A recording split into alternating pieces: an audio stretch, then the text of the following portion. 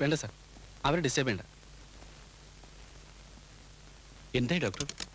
ഒന്നും പറയാറായിട്ടില്ല. 24 മണിക്കൂറിനുള്ളിൽ ബോധം വീണാൽ ആശയ്ക്ക് വകയുണ്ട്. അതും വെറും ഹോപ്പ്. 4 ബുള്ളറ്റ്സ് റിമൂവ് ചെയ്തു. നെഞ്ചിലൊരു ഡീപ്പ് ഇഞ്ചുറി, ബ്രെയിനിൽ ബ്ലഡ് ക്ലോട്ട് ചെയ്തിട്ടുണ്ടോ സംശയം. എല്ലാം നിങ്ങളുടെ ഭാഗ്യം പോലിരിക്കും.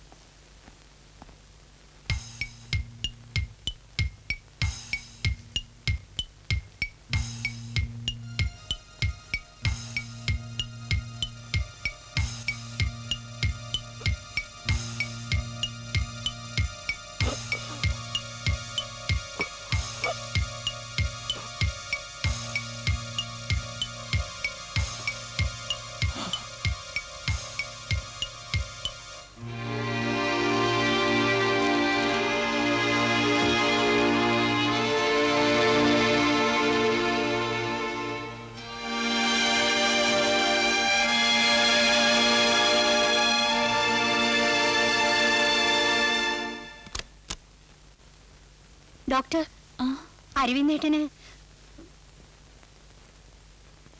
പേഷ്യന്റ് ബോധം തെളിഞ്ഞു.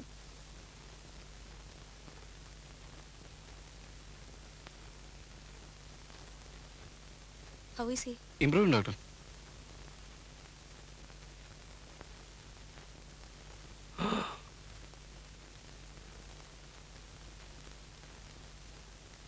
ഇഞ്ചക്ഷൻ എടുക്കൂ.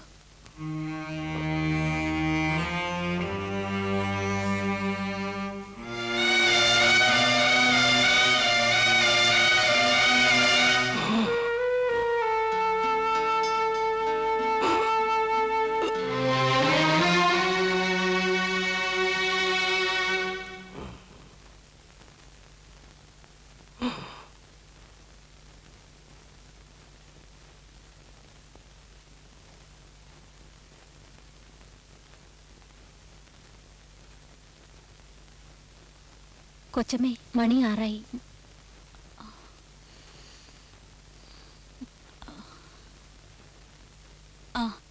റീസ ഇവിടെ തന്നെ കാണണം. ഞാനൊന്ന് പോയി കുളിച്ചിട്ട് വരാം. ശരി.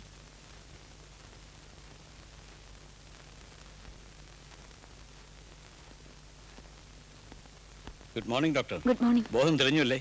ഡോക്ടർ പ്രകാശ് ഫോൺ ചെയ്തിരുന്നു. Thank you very much.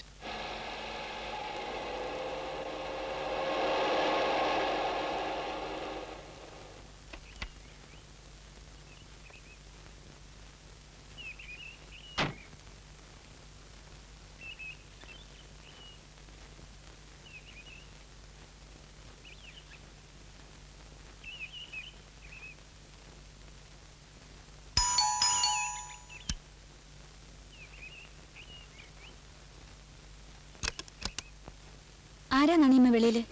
എനിക്ക് പ്രൈവറ്റ് പ്രാക്ടീസ് ഇല്ലെന്ന് അവരോട് പറഞ്ഞില്ലേ? ഞാൻ പറഞ്ഞതാ. അവർ കുഞ്ഞിനെ കാണാതെ പോവില്ലെന്നാ പറയുന്നത്.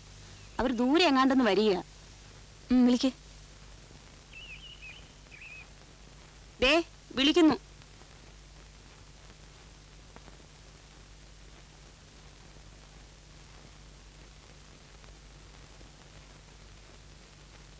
എന്താ? കുഞ്ഞ് ഞങ്ങളോട് ക്ഷമിക്കണം. എന്താ ഇത്? കുഞ്ഞ് ഞങ്ങളോട് ക്ഷമിച്ചെന്ന് പറയണം. നിങ്ങൾ ആരാ? എന്ത് ക്ഷമിക്കണമെന്ന് നിങ്ങൾ ഈ പറയുന്നത്? എന്ത് പ്രായച്ചിത്തം വേണമെങ്കിലും ചെയ്യാം. പകരം വീട്ടരുത്. എന്റെ മോനെ കൊല്ലരുത്. ഞാൻ അരവിന്ദന്റെ അമ്മയാണ്.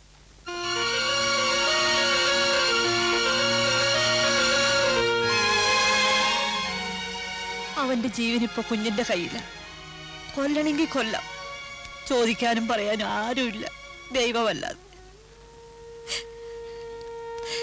രക്ഷപ്പെടാൻ ബുദ്ധിമുട്ടാണെന്നാ അവിടെ ആശുപത്രിയിലുള്ള എല്ലാവരും പറയണത്. രക്ഷപ്പെട്ടിട്ട് എന്തിനാണെന്ന് പോലീസുകാർ ചോദിക്കുന്നത്. എനിക്ക് അങ്ങനെ കരുതാനൊക്കോ കുഞ്ഞെ? ഞാൻ പെറ്റതള്ളയല്ലേ.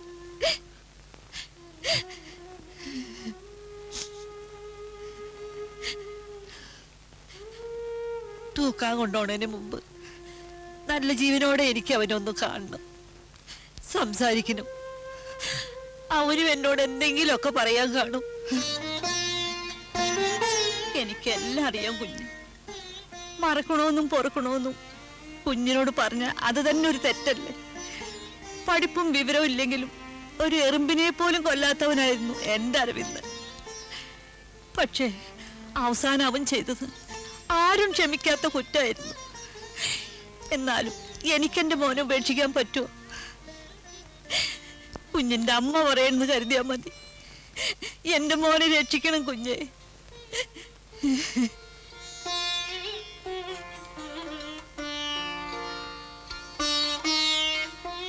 മോളെ,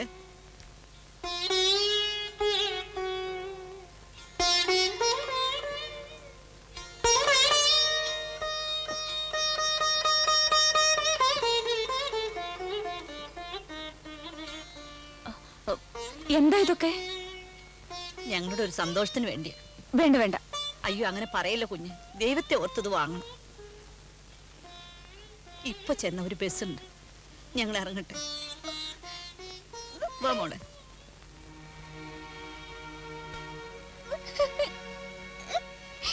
എന്തിനാ കരയുന്നേ? ഏതായി കുട്ടി? അരവിന്ദന്റെ മോള കുഞ്ഞുലക്ഷ്മി. ഇവളെ പെറ്റപ്പോഴേ ഇവളെ തള്ള മരിച്ചു. എനിക്ക് അച്ഛനെ കാണണം.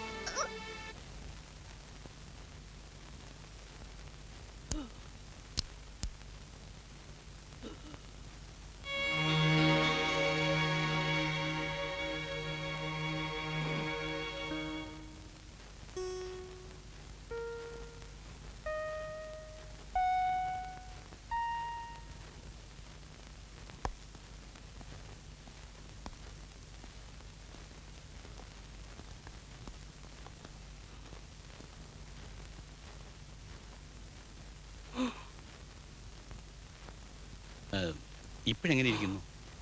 2 ദിവസം കൊണ്ട് നോർമലാവുമെന്നാ ഡോക്ടർ പറഞ്ഞത്. ഡോക്ടർ സാവിത്രി എവിടെ? റൂമിലുണ്ടാവും. ഇല്ല, ഊണ് കഴിക്കാൻ പോയി. ഇപ്പൊ ഇറങ്ങിയിട്ടേ ഉണ്ടാവും.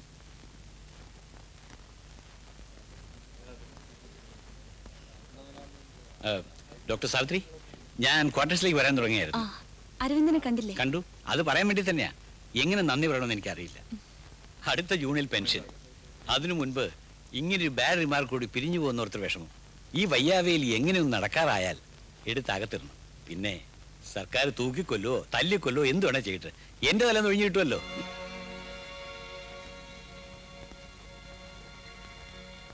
ഹോം മിനിസ്റ്റർ ഇന്നലെ ഡോക്ടർ സാവിത്രിയുടെ പേര് പല പ്രാവശ്യം റെഫർ ചെയ്തു. പുള്ളിക്കാൻ ഇതുവരെ ശരിക്കൊന്നും ഉറങ്ങിയിട്ട് പോലുമില്ല. അങ്ങേര് മന്ത്രിയായിട്ടിരിക്കുമ്പോൾ എതിർ കക്ഷിയിൽപ്പെട്ട ഒരാള് പോലീസിന്റെ വെടിയേറ്റ് മരിക്കുക എന്ന് പറഞ്ഞാൽ മന്ത്രിസഭ അറിയിക്കാൻ അത് മതി. വരട്ടെ. റൈറ്റ്.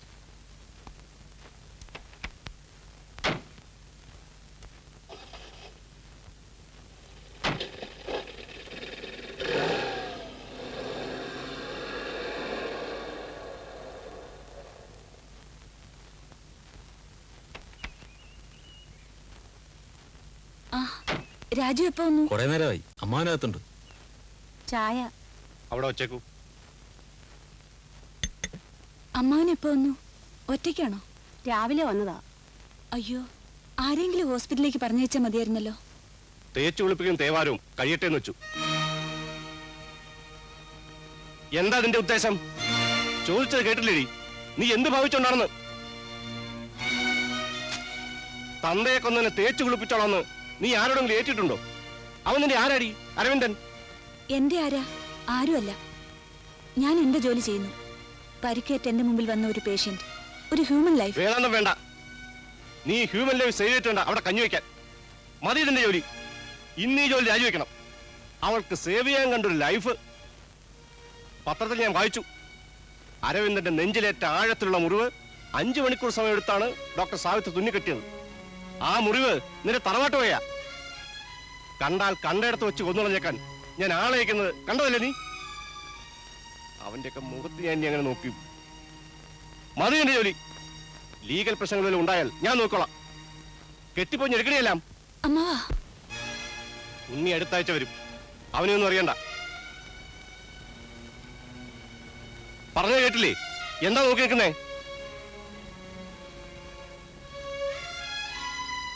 എന്താ നോക്കി നിൽക്കുന്നതെന്ന്? കൊച്ചമ്മേ, കൊച്ചമ്മേ. എന്താ ട്രീസേ? എന്താ ട്രീസേ? നീ ആ മറിയുടെ മോളല്ലേ? പച്ചക്കറി. അതെ. എന്താ ട്രീസേ? അരവിന്ദേട്ടന് ബോധം വീണു. ഞരങ്ങും മൂളും ഒക്കെ ചെയ്യുന്നുണ്ട്. നല്ല പെയിനും ഉണ്ട്.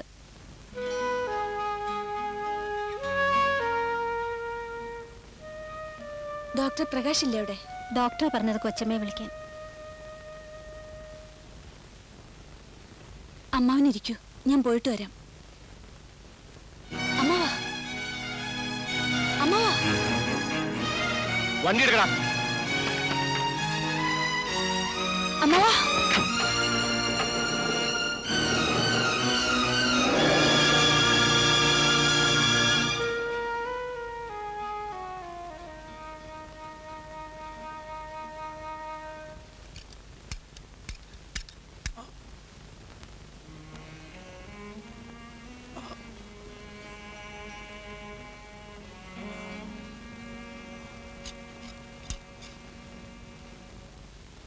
How is he? Pulse is normal and BP is fine. Teresa, get the injection.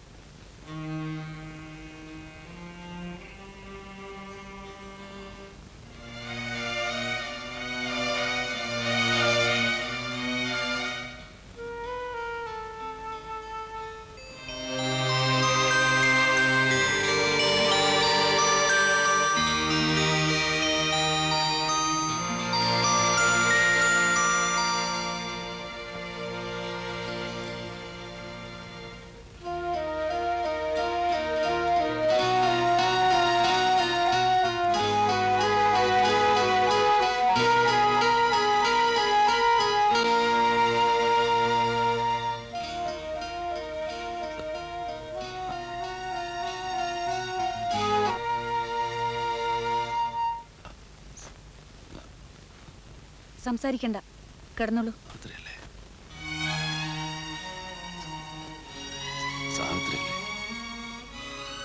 സംസാരിക്കണ്ട, കിടന്നോളൂ. പ്രകാശ്, ഇനി പെയിൻ ഉണ്ടായാൽ ഒരു ഇഞ്ചക്ഷൻ കൂടി കൊടുത്തേക്ക്. ശരി.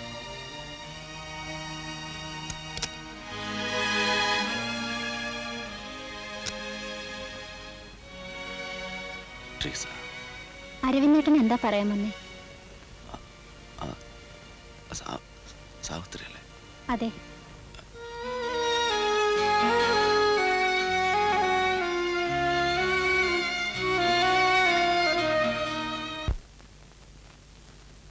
സാവിത്രി, താൻ ചെറുപ്പമാ. ഇതിനേക്കാൾ വലിയ പരീക്ഷണങ്ങൾ കഴിഞ്ഞാണ് ഞാൻ ഈ റിട്ടയർമെന്റിന്റെ വക്കിലെത്തി നിൽക്കുന്നത്. അരവിന്ദൻ ആരുമാകട്ടെ, ഒരു കാരണവശാലും രക്ഷപ്പെടാൻ സാധ്യതയില്ലാത്ത ഒരു പേഷ്യന്റ്. ഈ കേസ് ഒരു ചാലഞ്ചായിട്ട് എടുക്കുക, അല്ലാതെ രോഗിയുടെ വേറബോട്ട്സ് അറിഞ്ഞ് ചികിത്സിക്കുക, ഒളിച്ചോടുക, രാജിവെക്കുക എന്നൊക്കെ പറഞ്ഞാൽ ഒരു ഡോക്ടർക്ക് അതിനേ സമയം കാണൂ. അതല്ല എനിക്കറിയാം. പക്ഷേ എന്റെ മനസ്സ് എന്റെ കൺട്രോളിലല്ല ഡോക്ടർ. രാജിവെച്ച് പോകുന്നത് തെറ്റാണെന്ന് എനിക്കറിയാം. പക്ഷെ അയാളെ കാണുമ്പോൾ ഞാൻ അച്ഛനെ ഓർക്കും. പാതിരാത്രിയിൽ വീട്ടുമുറ്റത്ത് ഞങ്ങളുടെ എല്ലാം കൺമുമ്പിൽ വെച്ച് പെട്രോൾ ഒഴിച്ച് കത്തിച്ച് ഞാൻ എങ്ങനെ അയാളോട് സിമ്പതി കാണിക്കുക? ഞാനും ഒരു മനുഷ്യ സ്ത്രീയല്ലേ. ഹ്യൂമൻ ഫീലിങ്സ് ഒന്നും ഒരു ഡോക്ടർക്ക് പാടില്ലെന്നുണ്ടോ? ഉണ്ട്, പാടില്ലെന്നുണ്ട്. വെറുപ്പ്, പ്രതികാരം, ഇതൊക്കെ പാടില്ലെന്നുണ്ട്. നിയമവും കോടതിയും ഒക്കെ അയാളെ തൂക്കിക്കൊല്ലാൻ വെച്ചിരിക്കാം. പക്ഷേ ഒരു രോഗിയായി, പരിക്കേറ്റവനായി നമ്മുടെ മുമ്പിലെത്തിയാൽ മടങ്ങി പോകുന്നത് വരെ ജീവിച്ചിരിക്കാൻ അയാൾക്ക് അവകാശമുണ്ട്. അത് നിഷേധിക്കാൻ നമുക്ക് അവകാശമില്ല. ഞാൻ ആർക്കും ഒന്നും നിഷേധിക്കുന്നില്ല. അന്ന് ഓപ്പറേഷൻ തിയേറ്ററിൽ വെച്ച് പ്രതികാരം ചെയ്യാമായിരുന്നു. ചെറിയൊരു കയ്യബദ്ധം. 5 മണിക്കൂർ സമയമെടുത്താണ് അയാളെ ഞാൻ...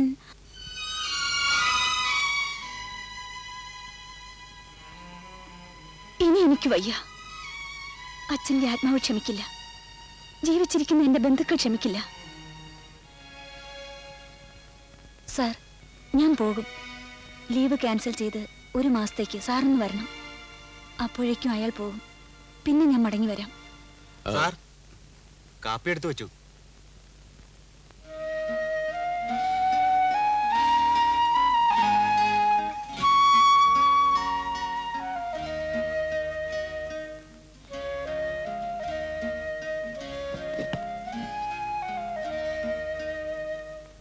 കുട്ടി, ഞാൻ നിന്റെ സീനിയർ ഡോക്ടർ മാത്രമല്ല, അധ്യാപകൻ കൂടിയാ. 6 മാസം കൂടി കഴിഞ്ഞാൽ എനിക്ക് പെൻഷൻ. തൊട്ട് താഴെയുള്ള ഡോക്ടർ ഫോറിൻ ഡെപ്യൂട്ടേഷനിൽ, പിന്നെയുള്ളത് നീയാ. ഞാനിപ്പോൾ മടങ്ങി വന്നാൽ ഒരനാവശ്യ കീഴ്വഴക്കം സൃഷ്ടിക്കും.